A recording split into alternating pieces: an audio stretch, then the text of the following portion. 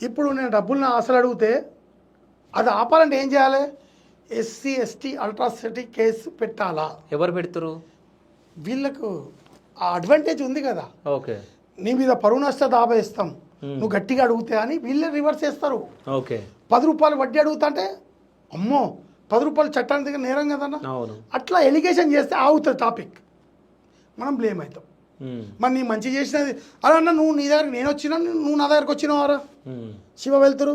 అరే కెమెరా ముంగట చెప్తున్నా, నీ అవసరానికి నువ్వు కాళ్ళు మొక్కి నువ్వు ఏడ్చుకుంటా వచ్చి బావా అని నాకు చెప్పుకొని, అరే సరేలే నీతో అవసరం పడుతుందని నేను ఇచ్చినా, అది నా తప్పు అయిపోయింది. సో బావబామ్మర్తుల బంధమా మీది? కాబట్టి నన్ను బావా బావా అంటాడు. ఓకే, సరే అన్న, మంచి స్నేహం పైసల కాడ చెడిపోతారన్న కదా అన్న, ఇది దానికి ఉదాహరణ. నన్ను ఒక్కని మోసం చేసినావు, జనాలు నమ్మకండి, నన్ను ఒక్కని మోసం చేసినాడు.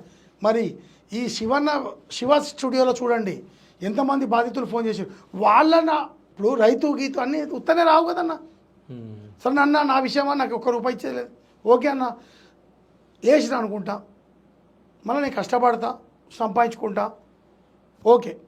మరి మిగతా వాళ్ళ పరిస్థితి ఏందన్న? శివన్న, నువ్వు ఒక జర్నలిస్టు, ఒక ప్రెస్ రిపోర్టరు, నేను చెప్పిన దాంట్లో నిజాలు ఎంతో అబద్ధాలు ఎంతో నువ్వు ఒక సెకండ్లో కనపెడతావు. నువ్వు చెప్పిన దానికి నేను క్లారిటీ ఇవ్వాలి కాబట్టి ఈరోజు వచ్చిన.